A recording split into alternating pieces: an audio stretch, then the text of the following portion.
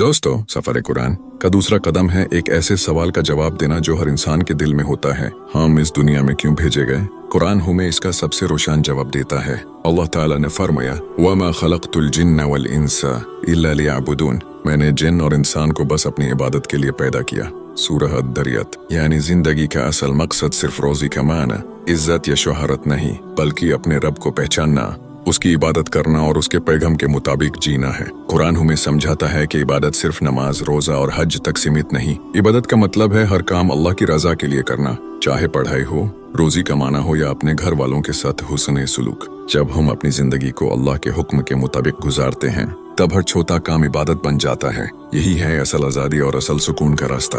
तो दोस्तों, आज का पैगाम ये है, अपने दिन के हर लम्हे को इबादत बना दो और अपने रब की रजा को अपना मिशन बना लो। ये था सफर कुरान का लेसन 2, इंसान की जिंदगी का असल मकसद। अगली लेसन में हम देखेंगे कि कुरान हमें सबसे बेहतरीन जिंदगी जीने का तरीका कैसे सिखाता है। इस सफर में मेरे साथ बने रहिए।